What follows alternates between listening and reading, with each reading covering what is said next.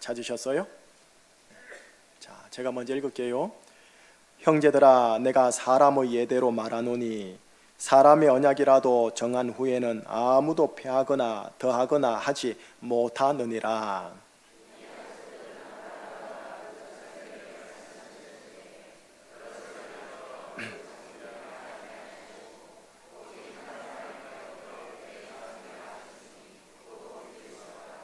내가 이것을 말하노니 하나님께서 미리 정하신 언약을 430년 후에 생긴 율법이 폐기하지 못하고 그 약속을 헛되게 하지 못하리라.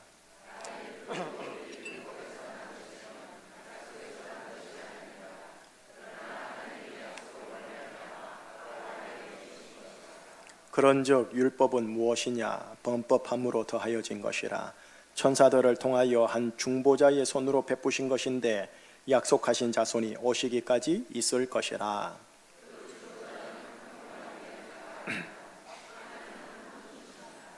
그러면 율법이 하나님의 약속들과 반대되는 것이냐? 결코 그럴 수 없느니라. 만일 능히 살게 하는 율법을 주셨더라면 의가 반드시 율법으로 말미암았으리라.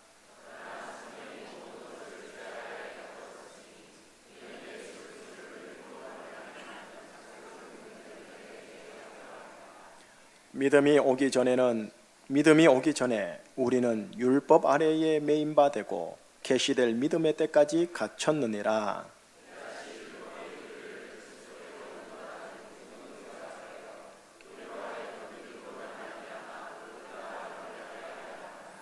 믿음이 온 후로는 우리가 초등 교사 아래에 있지 아니하도다.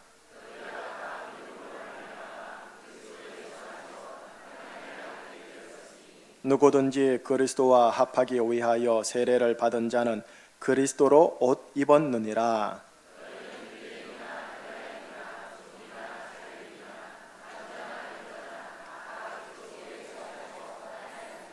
마지막 구절 우리 함께해요. 시작. 너희가 그리스도의 것이면 곧 아브라함의 자손이요 약속대로 유업을 이을 자니라. 아멘. 기도하십시다. 하나님 아버지, 갈라디아서 3장 15절에서 29절의 말씀을 함께 대면합니다. 몸의 머리로 몸의 눈과 귀로도 듣지만 마음의 머리로 마음의 눈과 마음의 귀로 듣고자 하나이다. 성령님의 조명하심을 허락하사 이 말씀이 윤리적 도덕적인 말씀만이 아니라 생명으로 능력으로 우리 성도들의 인생의 운명을 바꾸는 살아있는 생명의 말씀 되게 하여 주시옵소서. 예수님 바라봅니다. 말씀 대신 예수님 바라보며 심령의 가난함으로 경청하고 겸손하게 선포하오니 역사하여 주시옵소서. 예수 그리스도 이름으로 기도합니다. 아멘. 싱가포르에 있는 뉴 크리에이션 처치라는 큰 교회 하나가 있어요. 그 교회의 담임 목사님이 조셉 프린스라는 목사님이십니다. 그분의 일화로 한번 시작을 해볼까요? 그분이 사역으로 인하여 국제선 비행기를 탈 일이 있었습니다. 그런데 제트 기류로 인해 비행기가 너무 심하게 흔들렸던 거예요. 기장이 만일에 대비해야 하겠다고 스피커로 방송을 했어요. 사람들이 이 말에 우왕좌왕했고 목사님 옆에 타신 승객도 어찌할 바 몰라서 안절부절 당황했었죠. 그때 이 목사님께서 옆에 있는 승객에게 이런 말을 했습니다. 선생님, 걱정하지 마세요. 여기 있는 모든 사람은 다 괜찮을 테고요. 우리 비행기도 괜찮습니다. 라고요. 아니, 어떻게 그렇게 확신할 수 있죠? 목사님이 다시 대답을 했어요. 예, 이 비행기에는 죄가 타고 있기 때문입니다. 라고요. 예? 뭐라고요? 이 승객이 너무 어이없었던 거예요. 목사님이 계속 연이어 말을 했습니다. 예, 실은 저 때문이 아니라 제 속에 계신 예수님 때문입니다. 예수님이 이 비행기를 타게 하시면서 저에게 시킨 일이 있거든요. 그 사명 목적을 이루려면 이 비행기는 무사히 그 목적지에 도착해야 한답니다. 그러니 걱정하지 마세요. 라고요. 자, 예화는 실화는 여기까지만 할게요. 여러분 지금 이 짧은 단막극 대화 실화를 들으면서 어떤 느낌이 드셨어요? 두 가지 관점인 것 같아요. 하나는 이성적이고 세상 땅의 상식적인 관점에서 말해볼까요? 이 조셉 프린스 목사가 목사인 줄 압니까? 그냥 보통 시민으로 생각했겠죠? 너무나 어이없고 너무나 기독교 신앙에 몰입된 광적 신자의 모습이라고 해야 할까요? 자, 또 한편으로는 말씀과 믿음의 영역에서 볼까요? 그 신자 되신 목사님 마음속에 예수님의 내주하심, 또 예수님이 보내셨다라는 예수님의 보내심을 너무나 사실적으로 온몸으로 믿고 있는 믿음의 사람, 두 시각 중에 뭐가 맞을까요? 자, 이런 비슷한 분을 신약 성경에 이미 전례로 한 분이 계세요. 사도 바울 선생님께서 사도행전 28장 마지막 장 바로 앞장 27장에서요 배를 타고 가시다가 유라굴로란 큰 광풍을 만나요. 14일간 고생을 하시죠. 그런데 거기에는 바울 선생님만이 아니에요. 함께 탄 병사들, 또 선원들, 노예들, 죄수들 모두가 함께 14일간 막 주야로 고생을 했죠. 기진맥진한 상황 속에서 바울이 그때 이 선상에서 일어나 선포를 합니다. 자, 어떤 선포인지 말씀이니까, 하나님의 말씀이니까 사도행전 27장 22절에서 25절 선포된 내용을 한번 같이 읽어보십시다. 시작. 내가 너희를 권하노니 이제는 안심하라. 너희 중 아무도 생명에는 아무런 손상이 없겠고 오직 배뿐이라. 내가 속한 밭 곧 내가 섬기는 하나님의 사자가 어젯밤에 내 곁에 서서 말하되 바울아 두려워하지 말라. 네가 가이사 앞에 서야 하겠고 또 하나님 앞에서 너와 함께 하는 자를 다 네게 주셨다 하였으니 그러므로 여러분이요 안심하라. 나는 내게 말씀하신 그대로 되리라고 하나님을 믿노라. 여러분, 이 말씀을 하신 바울 선생님 빼고는 모두 다 그리스 로마 신화에 등장하는 신들을 믿었던 분들입니다. 자, 배의 전문가, 바다의 전문가 선원들이요. 이분들은 특별히 바다의 신 포세이돈을 믿었던 분들이십니다. 철떡같이 믿고 출항할 때마다 도착할 때마다 항구에서 항상 제사를 드렸던 분들이십니다. 로마 군사들, 전쟁에 능했던 로마 군사들은 그때 당시 전쟁의 신이었던 아레스를 의지하였고 그 형상물을 항상 목에다가 군번줄처럼 메고 달고 다녔던 분들이십니다. 그런데 그런 그리스 로마 신화의 신들을 믿었던 수많은 사람들 앞에서 만군의 여호와 하나님을 믿었던 한 사람 바울이, 그것도 죄수의 신분으로 있던 바울 한 사람이 우두커니 서서 이렇게 선포한 겁니다. 내가 섬기는 여호와 하나님께서 나의 생명과 나와 함께하는 당신들의 생명을 다 내게 주셨습니다. 그러므로 여러분들이요 안심하십시오. 나는 내게 말씀하신 그대로 되리라고 하나님을 믿습니다. 우리야 아멘 하지요. 그리스 로마 신화들의 신을 믿는 사람들은 무슨 소리 하실 거예요. 그죠? 결과적으로는 바울의 말 그대로 예언이 실현되어집니다. 자, 여기서요.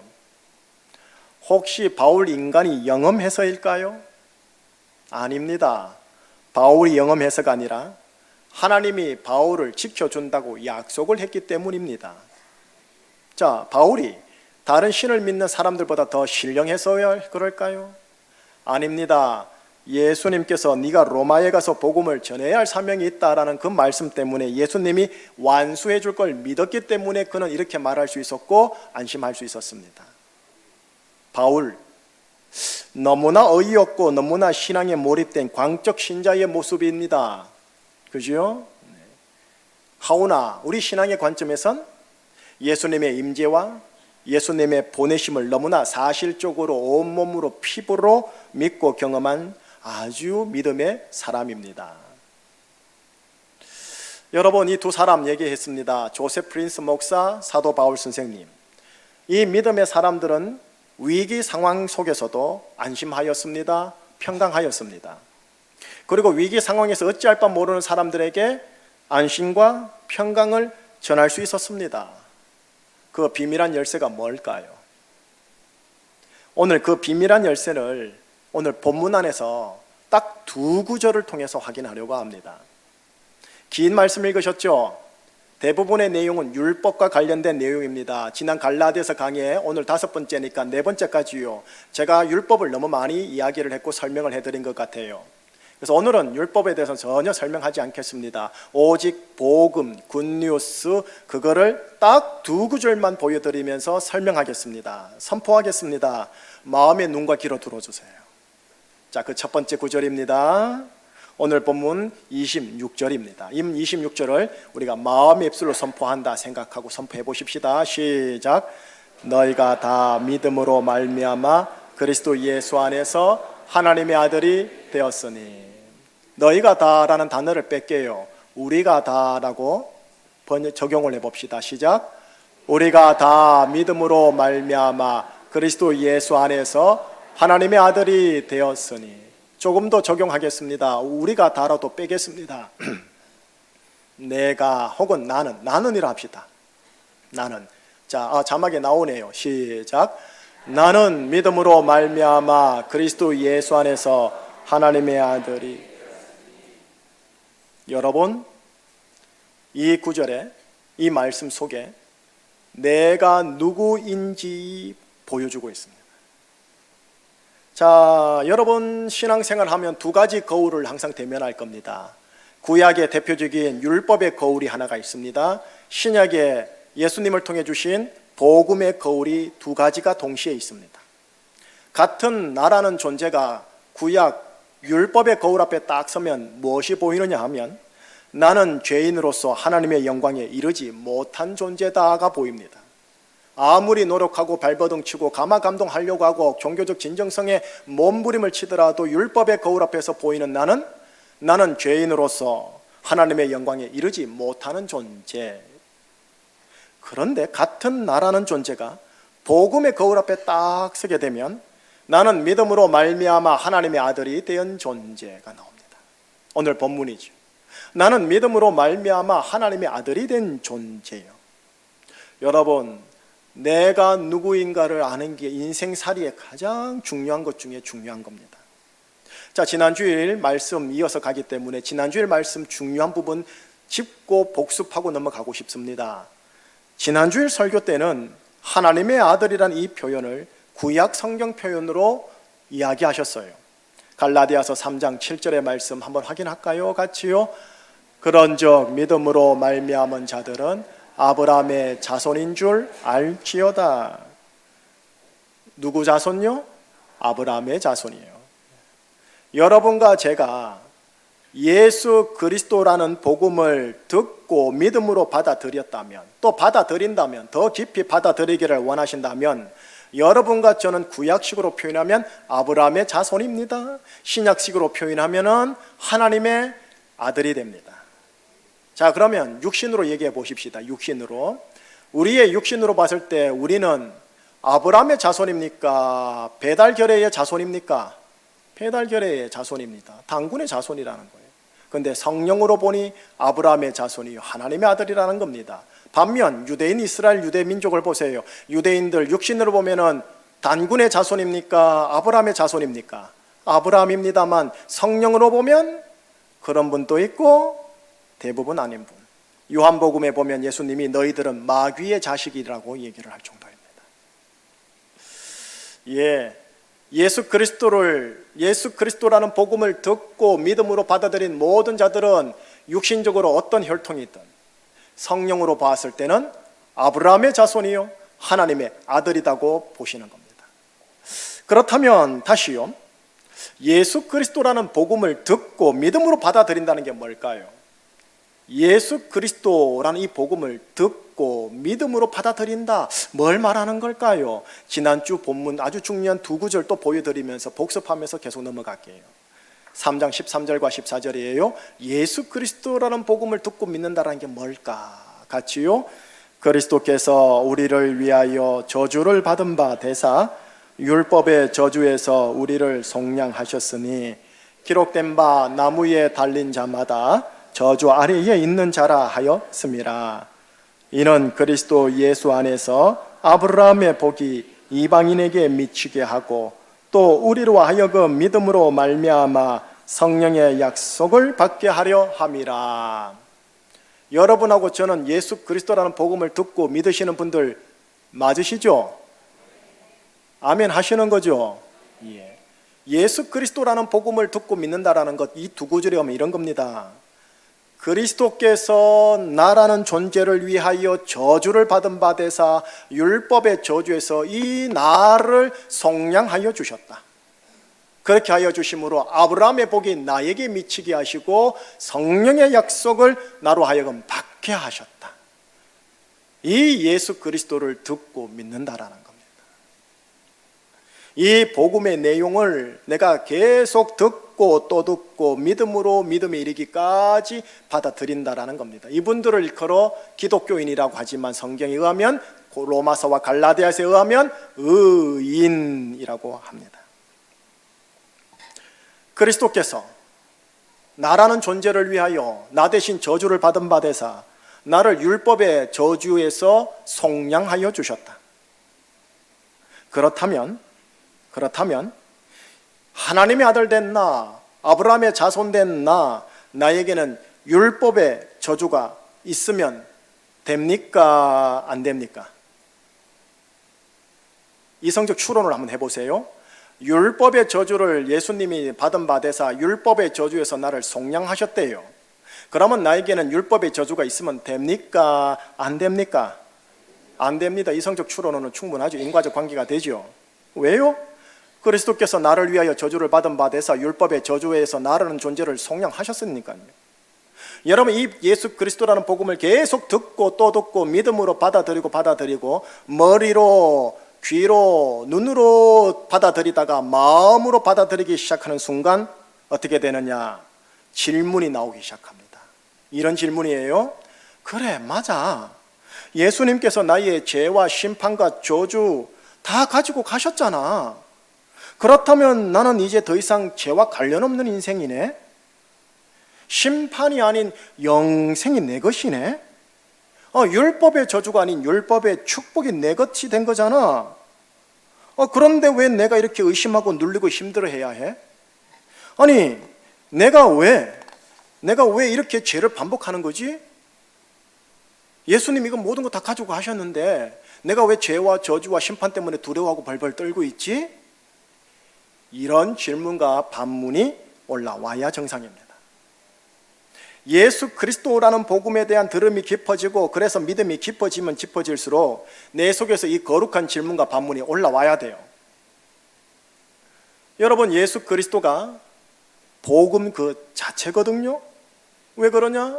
나를 위하여 나 대신하여 나의 죄와 저주와 심판을 짊어지심으로 나를 죄와 저주와 심판에서 구원하신 예수 그리스도시니까요. 그러니 이분 자체가 나에게 굿뉴스거든요. 그래서 여러분, 교리적으로 누군가 복음이 뭡니까? 라고 물으신다면 일단 여러분들은 교리적으로 단문식으로 대답을 하시면 됩니다. 복음이란 예수 그리스도입니다 라고요. 복음이란 뭐라고요? 예. 자, 보십시다. 예수님께서 이렇게 당신의 생명을 희생함으로 나를 구원하셨죠. 가볍게 구원한 게 아니에요. 당신의 생명을 희생함으로 구원하였다 하여 이거를 속량하다라고 합니다. 속량의 구원이라는 표현을 해요. 그냥 가볍게 구원한 게 아니에요. 희생함으로 구원하신 것, 속량의 구원이라고 합니다. 그리고 이렇게 당신의 생명을 희생함으로 나를 구원하신 분의 공식 성경 직함을 이끌어 말하느냐? 그리스도라는 직함을 가집니다. 그래서 예수님은 나를 위해 나 대신 저주를 받은 바 되사 율법의 저주에서 나를 속량하신 나의 그리스도님이 되십니다. 율법의 저주만이 아니에요. 예수님이 나의 죄와 심판까지 나 대신 받은 바 되사 죄와 심판에서 나를 속량하신 나의 그리스도님이 되십니다. 그래서 우리는 예수님을 뭐라 부르느냐? 예수 그리스도라고 부릅니다. 여러분, 신의 아들이 죽어야만 가능했던 값비싼 구원입니다. 가볍게 말로 한 게 아닙니다. 이게 돈으로는 환산이 불가합니다. 어떻게 신을 돈의 환산으로 할 수 있겠어요? 그렇게 얼마나 값비싼지 헤아릴 수 없는 구원입니다. 그래서 값싼 구원이 절대 아닙니다. 여러분 한번 보세요. 가볍게 얘기해 볼게요. 창세기 1장에서 하나님이 천지창조, 우주를 창조하시잖아요. 대단한 우주잖아요. 그 대단한 우주를 창조하실 때 단 말씀 한마디로 가볍게 했어요. 빛이 있으라우라우라, 생물들아 있어라우라우라, 가볍게 해버렸어요. 그죠? 지금 제가 쉽게 말하는 거예요. 조금 사람을 창조할 때는 어떻게 했어요? 약간 정성을 들입니다. 말로만 하지 않고 흙을 빚어요. 친히 흙을 빚으세요. 그죠? 그런데 사람을 구원하실 때는 말씀 한마디가 아닌, 정성 들이는 정도가 아닌 신의 아들, 곧 하나님의 아들 예수 그리스도의 핏값을 지불함으로써 구원했다고 하니까 이게 사람 구원이 하나님에게도 그리 쉬운 일이 아니라는 겁니다. 천지창조가 하나님께는 훨씬 쉬운 거예요. 사람 구원, 내 구원이 하나님 앞에서는 신의 아들의 핏값을 지불할 정도로 심각한 것이었던 거예요. 이 신의 아들의 핏값을 지불해야 얻을 수 있는 영생 구원을 우리 인간의 종교적 노력인 율법의 행위, 도덕의 행위, 자선의 양심의 행위로 얻으려고 하니 이게 가당치도 않은 거죠. 하나님의 입장에서는요. 이 가당치 않은 율법의 행위, 도덕의 행위로 신 앞에 서고자 하는 일체의 모든 종교적 노력을 포기하시고 대신 하나님이 주신 선물 예수 그리스도라는 복음을 듣고 믿음으로 받아들이라라는 내용이 갈라디아서 2장, 3장, 4장 전체 내용이고 율법이 아니야라는 내용이 오늘 본문 내용이에요. 예수 그리스도라는 복음을 계속하여 듣고 이게 믿음으로 인해지면 어떻게 되느냐? 내 속에서 감사가 깊어집니다. 아, 율법의 저주에서 나를 속량하셨구나. 핏값을 지불하고 속량하셨구나. 계속 듣고 믿음이 이루어지면 감사가 깊어집니다. 그리고 감격이 깊어집니다. 그래서 목이 메이기 시작합니다. 그래서 내가 평생의 사랑의 빛을 진 자구나 깨닫게 됩니다. 깊어지고 깨닫게 된 그는 이제 자신을 향한 아버지의 사랑과 배려와 예수 그리스도의 한없는 자기 희생과 사랑에 감격하여 내가 이제 하나님 아버지를 정말 기쁘시게 해야지 하는 효성 어린 아들이 되고자 자원하는 심령으로 세워집니다. 그 아들이 아버지께 효성 어린 아들 되보고자, 아버지의 자랑 되보고자, 아버지가 기뻐하는 뜻이 뭔가를 찾았으니 그것이 뭐냐? 27절, 오늘 봐야 할 두 번째 구절입니다. 자, 27절 시작. 누구든지 그리스도와 합하기 위하여 세례를 받은 자는 그리스도로 옷 입었느니라. 뭐로 옷 입었다고요? 여러분, 예수 그리스도라는 복음을 듣고 믿음으로 인해 감사와 감격이 깊어지는 자는요, 아버지의 효성 어린 아들이 되기 위해서요, 아버지가 원하는 것을 찾아서 그거 하려고 해요. 근데 아버지가 원하는 것을 가만히 보니까 뭐더라? 예수 그리스도로 옷 입는 거래요. 하나님 아버지께서는 하나님의 모든 아들들이 맏아들 되신 예수 그리스도로 옷 입기를 원하세요. 자, 현대적으로 표현해 볼게요. 예수 그리스도로 향수를 뿌리기를 원하세요. 예수 그리스도로 화장을 하기를 원하세요. 예수 그리스도로 헤어스타일을 꾸미기를 원하세요. 예수 그리스도로 옷 입었기에 예수 그리스도라는 품격과 자태와 맵시가 드러나기를 하나님 아버지는 원하세요. 자, 앞에 있는 목사 보세요. 육신의 눈으로 보건대 무슨 옷을 입었습니까? 양복. 양복의 자태와 맵시가 잘 드러납니까? 네, 이건 아멘 안 해도 돼요. 그러나 목사는 스스로 내가 이 자리에 올라갈 때 성령으로 예수 그리스도로 옷 입어야지 하고 올라와야 되는 거예요. 여러분, 이런 아들 보면서요, 아버지는 그래요. 내 아들 대견하다. 저희 부모님이 가끔씩 몇 달 동안 저희 제주에서 살 때가 있어요. 제주에 사실 때 육신에 노모되어 있는 우리 어머니께서 아들 목사 양복 입고 출근하는 모습을 보면서 뭐라는지 아세요? 아이고, 우리 아들 목사 자랑스럽다 이러세요. 하나님 아버지는 예수 그리스도로 옷을 입은 아들들을 보면서 내 아들 대견하다, 내 아들 든든하다, 난 네가 너무나 자랑스럽구나 하시는 거예요. 예, 예수 그리스도로 옷 입은 하나님의 아들들을 아버지는 너무나 기뻐하세요. 그런데 이 사람은 하나님의 기쁨만 되는 게 아니에요. 그가 비행기를 타도 배를 타도 율법의 저주가 그를 해치지 못하도록 아버지가 지켜주세요. 왜요? 내 아들이면서 예수 그리스도로 옷을 입고 있는 자에게 말입니다. 풍랑 속에서도 골짜기를 지나간다 할지라도 해를 두려워하지 아니할 수 있는 안심과 평강이 있을 수 있어요. 왜요? 내 아들이 되었으며 그 아들이 예수 그리스도라는 맏아들의 옷을 입고 있기 때문에 말이에요.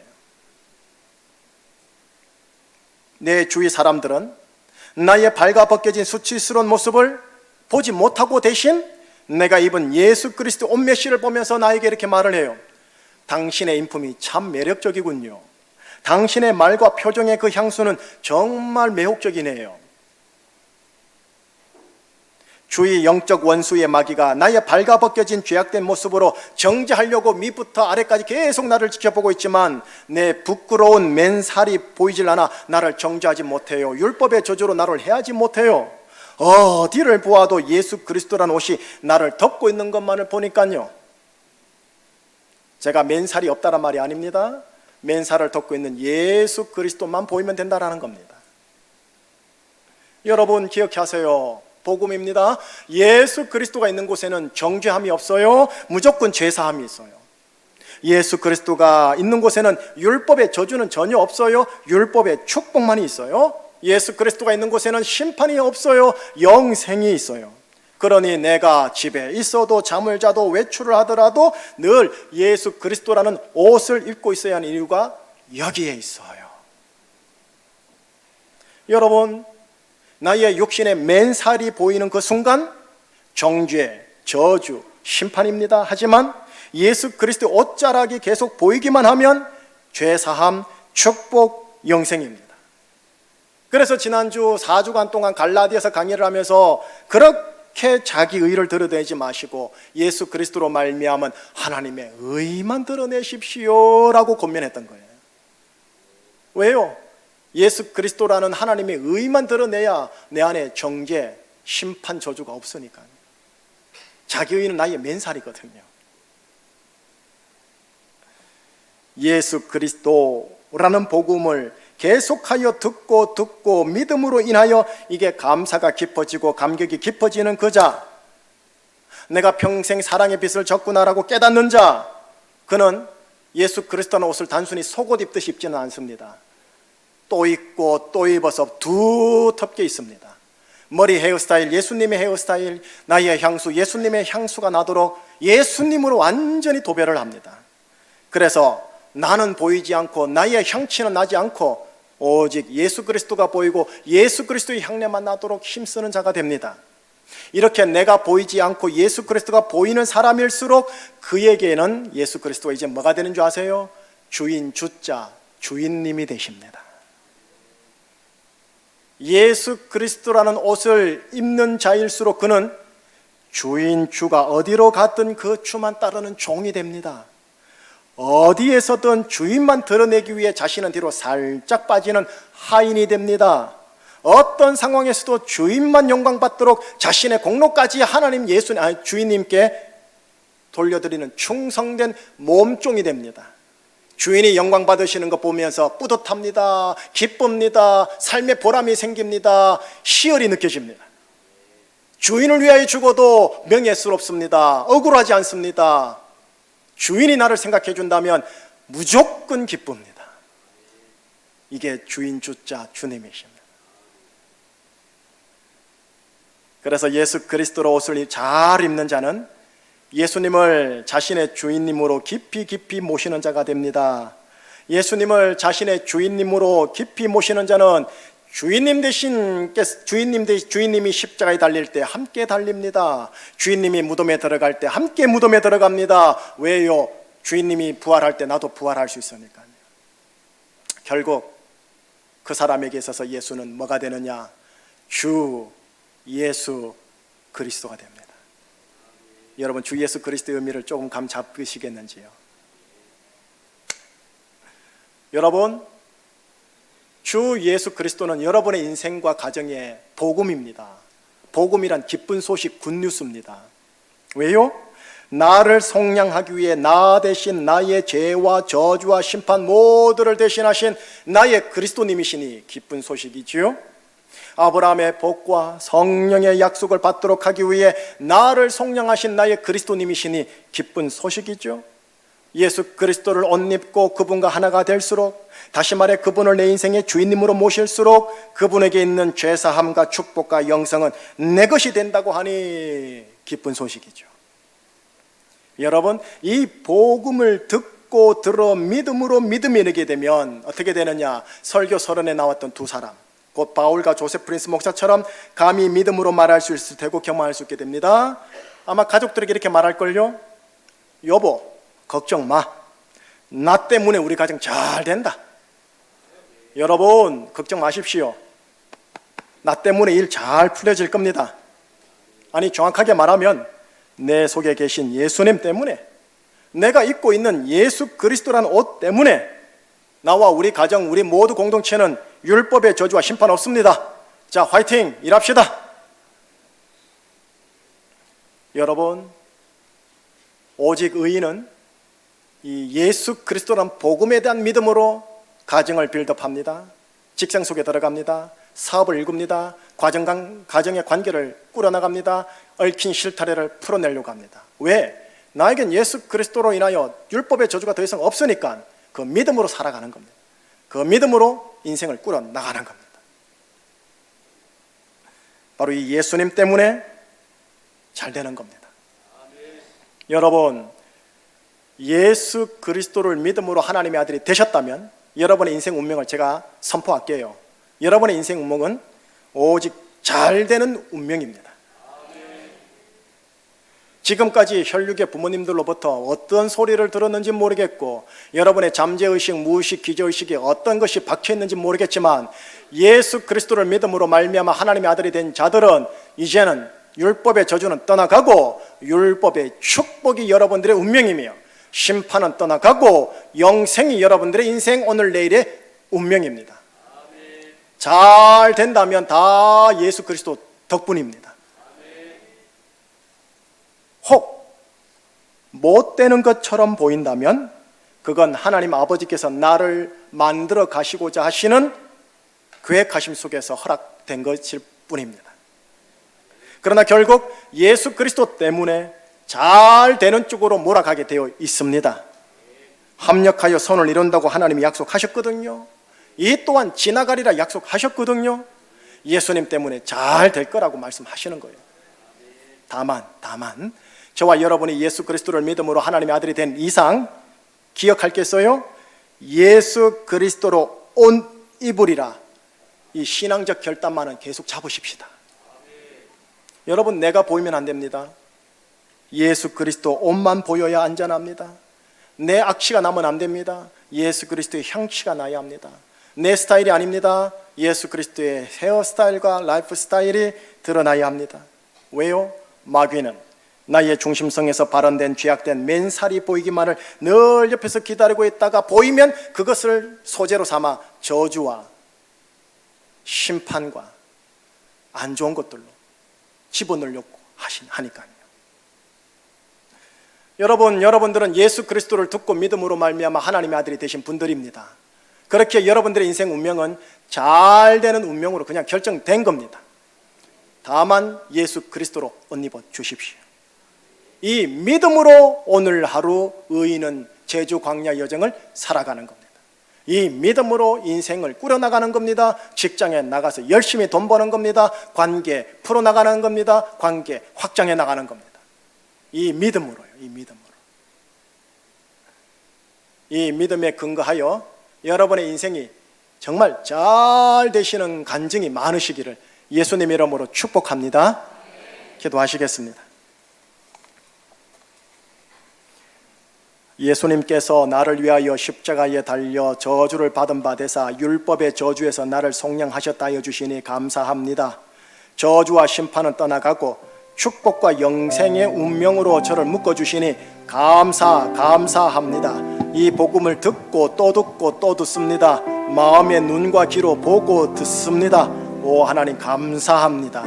다만 예수 그리스도로 옷 입겠습니다. 입고 또 입어서 나는 사라지고 나의 맨살은 사라지고 예수 그리스도의 향수, 예수 그리스도의 헤어스타일, 예수 그리스도의 옷 이것만 보이는 자가 되도록 하겠사오니 성령님을 통하여 나를 붙잡아 주시옵소서. 감사합니다. 이 못난 사람 아버지라 부를 수 있도록 아들 만들어 주셔서 감사하고 저주의 운명 축복의 운명으로 바꿔주시니 감사합니다. 이 감사가 깊어지는 여기 있는 아들들 되게 하여 주시옵소서. 예수 그리스도의 이름으로 기도합니다.